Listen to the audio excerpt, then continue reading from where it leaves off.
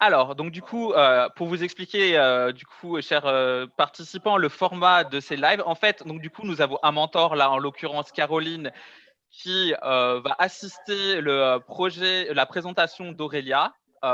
Donc du coup, tout d'abord, la première partie, bon, la présentation qui a été effectuée. Là, Aurélia, je te laisse présenter ton projet. Caroline, tu interviens quand tu veux par rapport à son projet. Et ensuite, nous aurons une petite phase de questions-réponses. Voilà, Aurélia, je te laisse l'honneur de te présenter et de présenter ton projet.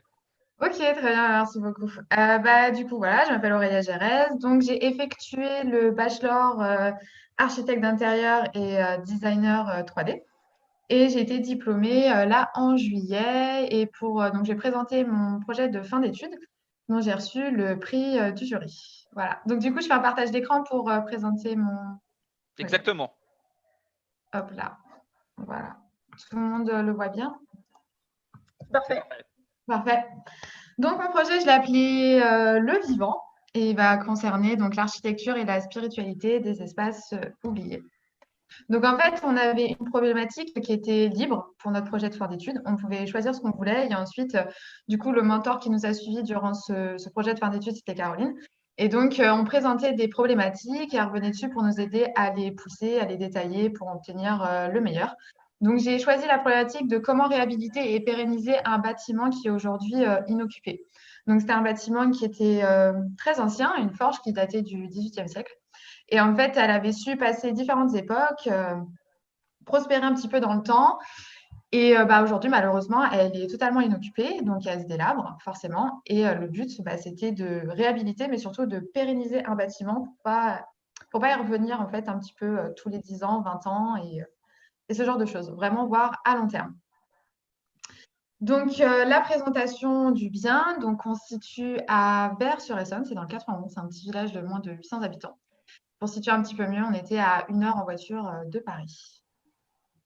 Donc, voilà le bien. Donc, on avait un plan L et donc de très bonne qualité à l'intérieur. C'est un très beau bâtiment. Donc, toute la charpente était apparente, les murs étaient en pierre et c'était pierre apparente. On avait différents niveaux avec une sorte de fosse ici, une passerelle qui fait tout le tour. Et voilà, une grande hauteur sous plafond. C'est une hauteur cathédrale qui a jusqu'à 7 mètres. Et voilà. Et beaucoup d'ouvertures, pardon. Beaucoup d'ouvertures. Donc, c'est une maison qui était très, très lumineuse. Donc, en fait, Je te coupe 2 secondes, hein, parce que je te coupe par moment pour expliquer. Donc là, on est bien dans un projet de réhabilitation, de rénovation, de ce qu'on appelle travail sur l'existant, parce que c'est essentiellement notre travail d'architecte d'intérieur de travailler sur l'existant. Les architectes, ils construisent du neuf. Nous, on travaille sur l'existant. Et comme Aurélia l'a bien présenté, il y a un gros travail d'observation au départ. Regardez la lumière, regardez comment ça rentre, regardez la structure, regardez comment ça tient, comment on tourne autour des choses. Et donc, les premières phases, quand on commence un projet, c'est de le diagnostiquer un peu et de comprendre comment cet espace y fonctionne. Ça va nous aider à imaginer comment on pourrait le transformer. Voilà. C'est ça. Donc, c'est un vrai projet de réhabilitation parce que en fait, il n'y a aucun compteur dans cette maison. Déjà, rien que ça. Donc, il faut savoir qu'il va y avoir. On part vraiment de rien. On part vraiment de rien. Il y a tout à faire. Donc, c'est vraiment une grosse réhabilitation. Et même, ça demande, au-delà d'une déclaration préalable, si on peut rentrer un peu dans les détails, un permis de construire parce que cet habitat n'est pas considéré comme une habitation, mais plutôt comme de l'artisanal, vu que c'était une forge. Une fois. Donc, voilà, il y a beaucoup d'observations. Oui, il faut observer aussi l'extérieur qui parle beaucoup parce que derrière, on a un grand jardin qui a un style un peu provençal. Et donc, le but, c'est vraiment pas aller à l'encontre de ce qu'on voit, de respecter au maximum ce qu'il y a pour le préserver, c'est ce qui fait son charme, en fait, tout simplement. Donc, le concept, en fait, pour pérenniser le bâtiment, c'est de voir à long terme. Et pour ça, j'ai décidé de m'axer sur les autonomies et en particulier sur l'autonomie alimentaire. Donc, j'ai dû faire des choix, parce qu'on avait 6 semaines pour faire ce projet de fin d'études. Donc, et on a une limite de temps aussi quand on fait la présentation. Donc, l'autonomie au niveau des énergies, j'en ai juste parlé brièvement. Donc, l'électricité, c'est via des panneaux photovoltaïques. Ensuite, l'eau, c'est les captations qui sont extérieures avec de grands réservoirs et qui suivent des cycles bien particuliers. Donc, au niveau des énergies, on a une autonomie qui est assez clean. Mais là où je mets l'accent, en fait, c'est au niveau de l'autonomie alimentaire. Donc, en plus de développer, de réhabiliter le bien, donc je vais venir créer une extension sur cette maison et qui aura la forme d'une serre, en fait, d'une serre qui sera comme une pièce à part entière de la maison où on va venir cultiver au sens propre, en fait. Voilà, pour développer l'autonomie alimentaire et pour être à très long terme dans cette maison et essayer de capter des interrogations qui vont être bientôt au futur, parce que l'autonomie, c'est des enjeux climatiques qu'on doit tous développer. Donc voilà, c'est mon concept. Donc pour ça, en fait, il faut s'aider énormément de références. C'est indispensable d'avoir des références solides quand on développe un projet, parce que ça permet de nous rassurer dans ce qu'on fait, dans les choix qu'on fait et de nous guider. Donc là, j'avais différentes références. J'avais la Casa Olivi, donc c'est une magnifique villa qui se situe en Italie. Un travail très minimaliste qui a été apporté dans cette réhabilitation où on a gardé le maximum de choses apparentes et essayé d'être le plus délicat dans ce qu'on apportait. La Casa Cou, c'est un hôtel en Grèce. C'est important comme référence parce qu'on y voit qu'il y a toujours beaucoup de matériaux bruts, mais c'est surtout pour le travail des mobiliers et des matériaux. On peut voir que des luminaires, des choses comme ça a extrêmement son importance, que ça peut changer totalement l'atmosphère d'une pièce et qu'il faut vraiment y faire attention quand on fait ses choix. En fait, pareil, toujours mais tu peux montrer et continuer à avancer sur tes références. C'est hyper important, comme dit Aurélia, le travail de référence parce que, en fait, une partie du boulot de l'archi d'intérieur, c'est de chercher. Ça fait partie de notre métier de chercher. Parce que vous verrez, alors quand on veut faire de la décoration, pour ceux qui veulent décorer leur intérieur, ou quand on veut transformer, on cherche. On va sur Pinterest, on va sur Insta et tout ça, et on cherche. Mais en fait, professionnellement, on fonctionne de la même façon. C'est ça qui va petit à petit forger un peu nos idées, nous confirmer des choses, choisir nos couleurs, nos tendances, ou, là j'insiste, mais j'insisterai après en fonction des perses, notre métier, c'est un métier de détail. Chaque détail a son importance, même la hauteur des plaintes, même le choix de la poignée de la porte. C'est cet ensemble qui fait cette réussite. Donc, il y a un gros, je fais travailler énormément les références pour consolider votre projet dans la tête. Voilà. C'est très important. Donc, ça, c'était les Earthship. C'est un modèle de maison. Je pense que c'est le modèle de maison le plus autonome et le plus clean possible qui existe. Donc, c'est important quand on développe les autonomies d'avoir ce genre de référence, de savoir ce qui se fait pour pouvoir se positionner et nous aider. Et ensuite, la serre, comme on l'entend, la grande serre, grande hauteur, verrière, c'est le Royal Botanic Garden en Écosse. Donc, différents points d'eau, une végétation tropicale, la belle serre, quoi. Donc, tous mes plans. Donc, on passe à la 2D. Donc, les plans, ils sont travaillés sur AutoCAD. On est formé à ça dès le début de la formation. D'ailleurs, c'est le premier UV qu'on a pour bien se mettre dans le bain. Donc, AutoCAD. Et ensuite, moi, je les ai repassés sur Illustrator pour venir apporter ces différents aplats.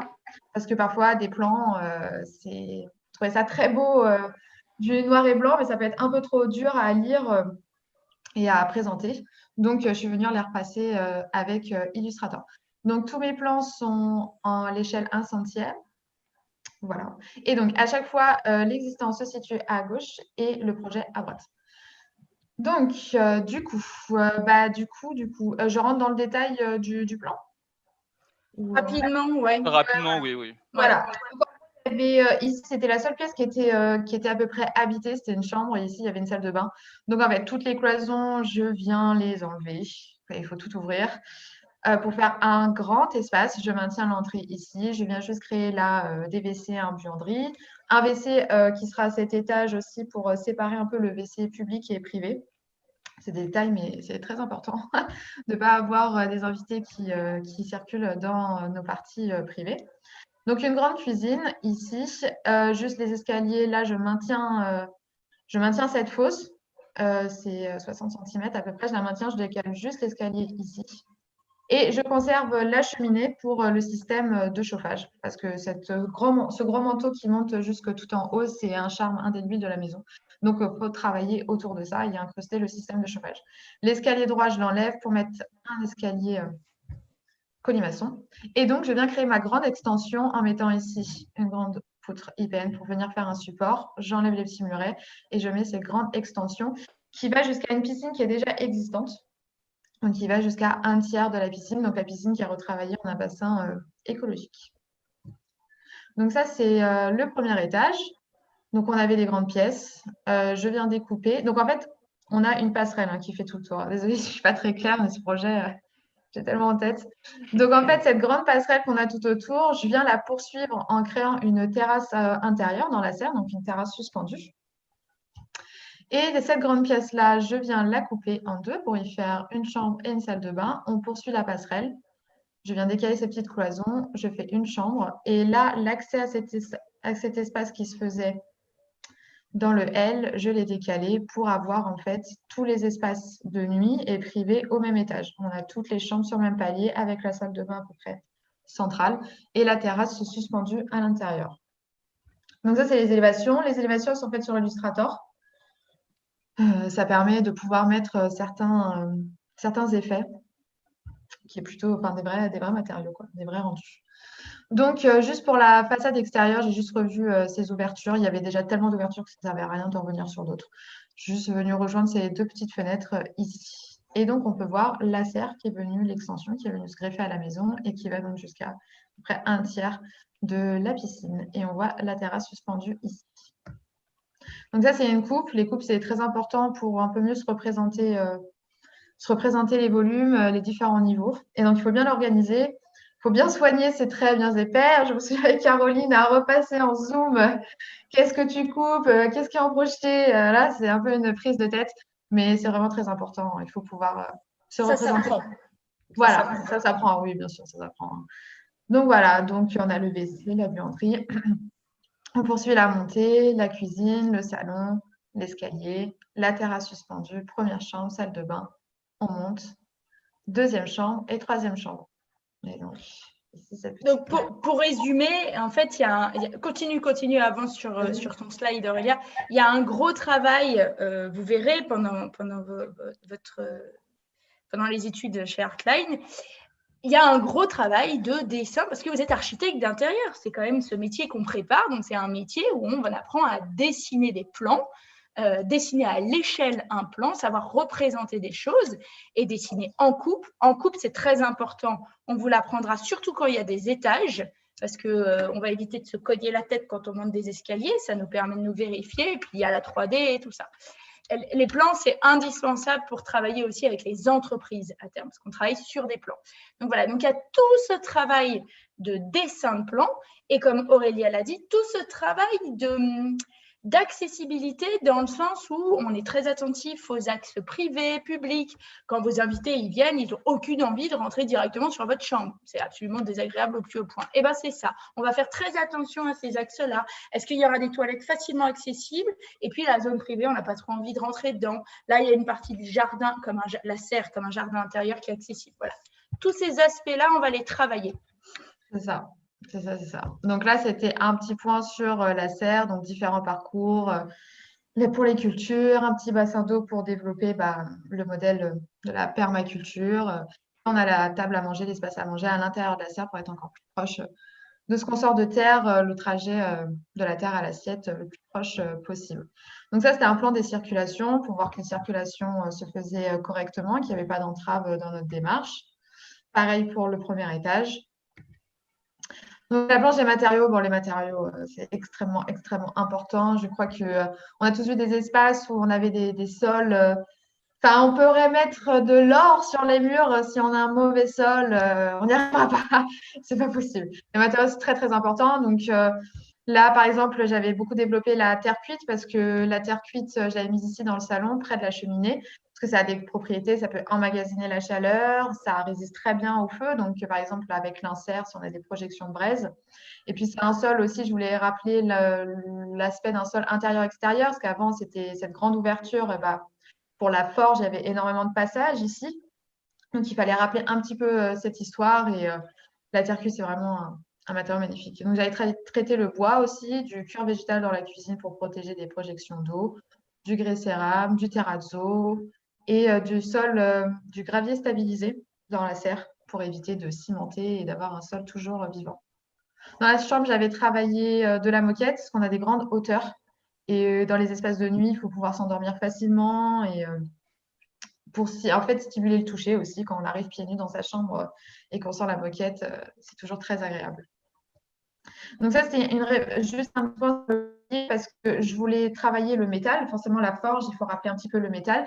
Mais je voulais pas du tout mettre un métal noir qui serait venu casser le travail de la luminosité. Donc, on va plutôt travailler sur de l'aluminium et de l'inox. Donc, la structure de l'extension, donc c'est une structure bois avec des menuiseries aluminium. Et la cuisine, je la travaille de façon assez moderne avec tout des façades inox. Et puis après, l'immobilier, toujours des fibres naturelles, très agréables. Un escalier un peu sculpté dans la masse comme ça, qui vient un peu casser toutes les lignes droites, qui peuvent parfois être un peu difficiles. Donc là, on vient créer à part un super beau volume. Et pareil pour le mobilier des chambres, je voulais que ce soit dans la masse aussi, que la maison donne cet aspect que ce soit très facile de venir y vivre. On met son matelas et puis voilà. Et puis c'est toujours des designs qu'on voit un peu dans les maisons au bord de mer, en Grèce, en Italie, ce genre de choses. Et la salle de bain, toujours traitée de manière très moderne, comme la cuisine, parce que je trouve ça très important d'avoir une cuisine et une salle de bain très propres. Homogène. Voilà, c'est ça. Homogène et vraiment qu'on s'y sente bien, qu'il y ait des matériaux qui soient faciles de travailler avec au quotidien. Voilà, un petit point sur les luminaires, parce que c'est des grandes hauteurs, donc il faut. Les luminaires, tout est très important en fait. Il faut vraiment faire la place sur rien du tout. Donc, venir les travailler avec des grands volumes et des fibres naturelles et voilà, apporter des touches d'originalité et des choses qu'on ne voit pas souvent. C'est vraiment un truc qui fait toute l'originalité. Alors là, c'est les 3D. Donc, les 3D, j'ai travaillé avec le logiciel moteur de rendu qu'on m'a appris. Donc, c'est 3ds Max. J'ai été formée sur ça, parce qu'on a vraiment un diplôme vraiment de modélisateur, hein. Je pense qu'avec tout 3ds Max, quand on emmagasine, on est vraiment bien équipé pour ça. Et le moteur de rendu, j'ai utilisé Corona Render. Et après, donc pour la post-production, je reprends sur Photoshop. Donc la modélisation, donc là c'était une vue de dessus pour un peu voir, un petit peu tout voir. Donc on peut voir voilà, la serre, les chambres, la passerelle, la fosse, les différents niveaux. Un autre point de vue depuis la piscine pour voir un peu la végétation. Donc là, j'avais choisi un lighting sur les conseils d'un très grand prof, Nicolas Capla, très grand prof de 3D, un très grand mentor, qui m'a donné des heures. Mais je faisais des lives avec lui jusqu'à 23 heures. Hein. Vraiment, il ne compte pas ses heures. Donc c'était super. Donc voilà, donc il m'avait donné tous ses conseils. En fait, il m'avait dit plutôt de faire un lighting de nuit où on commence à allumer les lumières. Tu vas voir, ça va faire une super ambiance. Et d'ailleurs, quand j'ai fait ma présentation au jury de fin d'année, c'est d'ailleurs une des choses qu'on m'avait dites sur mes 3D, c'est qu'il y avait un bon lighting, une bonne ambiance. Donc voilà, depuis la cuisine, on peut voir la table à manger, la végétation derrière. Si on devine l'escalier, la terrasse suspendue, la salle à manger. Et de l'autre côté, voilà. Donc voilà, j'étais revenue sur comment j'avais répondu à ma problématique de pérenniser un bâtiment. Donc en fait, de jouer pour pérenniser, il faut prévoir des questions et répondre avant qu'elles se posent. Et donc, j'avais ici tablé sur l'autonomie, surtout l'autonomie alimentaire. Et voilà, et ça, c'était des remerciements à mes grands mentors que j'adore. Voilà. Merci Aurélia pour ce magnifique projet. C'était super intéressant. Vraiment, c'était passionnant. Là, je pense qu'on voit vraiment l'envers d'un magnifique projet et surtout tout ce que tu as appris au sein de l'Institut Artline. Merci Caroline. Du coup,